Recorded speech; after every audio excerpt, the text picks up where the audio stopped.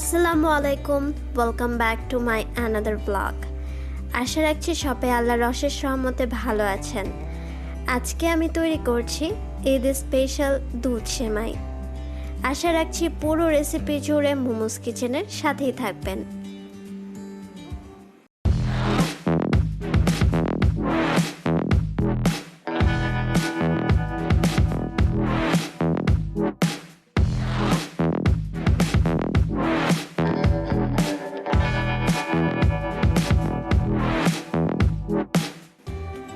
First দিয়ে দিচ্ছি ঘি সেমাইগুলোকে ভাজার জন্য।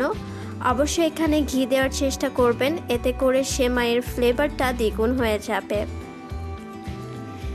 ঘি সামান্য গরম করে নিচ্ছি। এখন চুলার হিট একদম লো করে নেব এবং সেমাইগুলোকে ঘিয়ের মধ্যে দিয়ে দিচ্ছি। আমি সেমাইগুলোকে ছোট করে টুকরো করে নিয়েছি, যেহেতু সেমাইগুলো প্যাকেটে খুব লম্বা আকারের আসে। আমি এখানে ছোট ছোট করে টুকরো করে নিয়েছি, এতে করে সেমাই ভাজতে খুবই সহজ হয়। আর খুবই অল্প আছে আস্তে আস্তে করে একটু ধৈর্য সহকারে সেমাইগুলোকে ভেজে নিচ্ছি আমি। আপনি যদি এখানে আঁচটা একটু বাড়িয়ে দেন, তাতে করে সেমাইগুলো পুড়ে যাবে এবং সেমাইটা দেখতেও তেমন একটা ভালো লাগবে না। সেমাই ভাজা হয়ে গিয়েছে, আমি যে কালারটা চেয়েছি একটু ব্রাউন, সেই কালারটা হয়ে গিয়েছে।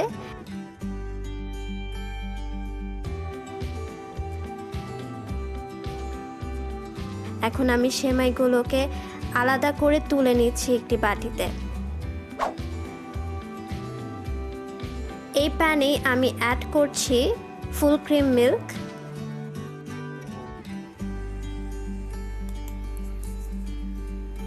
ভিউয়ার্স, যারা আমার আগের ব্লগটি দেখেননি তাদের সুবিধার জন্য এই রেসিপির মধ্যে আমার সেই ব্লগটির লিংক শেয়ার করে দিচ্ছি। আশা রাখছি সেই ব্লগটি আপনারা উপভোগ করবেন। দুধ আমি কিছুটা ঘন করে নিয়েছি। যতবার দুধের স্বর এসেছে সেই স্বরগুলোকে আমি ভেঙে দিয়েছি খুন্তির সাহায্যে। এখন দিয়ে দিচ্ছি দারুচিনি ও এলাচ, এতে করে দুধের মধ্যে খুব সুন্দর একটা ফ্লেভার ছড়াবে। আবারও মিক্স করে দিচ্ছি।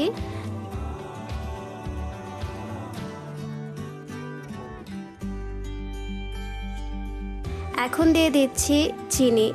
আমি চিনি আমার টেস্ট অনুযায়ী দিয়েছি, এতে করে আপনারা কম বেশি করে নিতে পারেন আপনাদের টেস্ট অনুযায়ী। আবারও মিক্স করে দিচ্ছি। অনবরত নেড়ে যেতে হবে, না হলে দুধের মধ্যে যে স্বরগুলো আছে সেগুলো প্যানের তলায় লেগে যায়।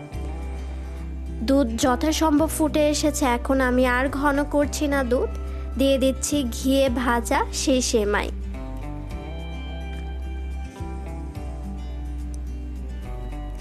এই সেমাই সিদ্ধ হতে খুবই অল্প সময় লাগে। আবারও মিক্স করে দিচ্ছি।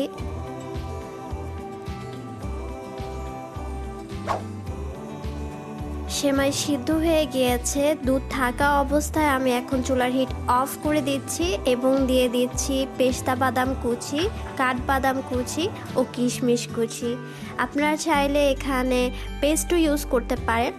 আমি এখানে ছোট ছোট করে টুকরো করে নিয়েছি বাদামগুলোকে।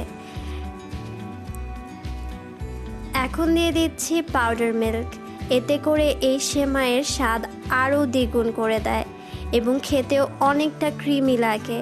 আপনারা চাইলে এই পাউডার মিল্কের পরিবর্তে মাওয়াও ব্যবহার করতে পারেন, কিন্তু আই থিঙ্ক সবার ঘরে পাউডার মিল্কটা অ্যাভেলেবেল থাকে, সেজন্য আমি এখানে পাউডার মিল্ক দিয়ে এই সেমাইটার টেস্ট মডিফাই করেছি এবং আমার কাছে খুবই ক্রিমি লেগেছে।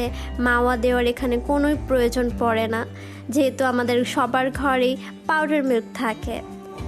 এখন গরম গরম আমি এটাকে সার্ভ করে নেব। অবশ্যই জানাবেন আজকের রেসিপি ঈদ স্পেশাল দুধ সেমাই কেমন লেগেছে। লাইক শেয়ার কমেন্ট করতে একদমই ভুলবেন না। দেখা হবে নতুন কোনো রেসিপিতে। আজকের মতো আমি এখানেই বিদায় নিচ্ছি। আল্লাহ হাফেজ।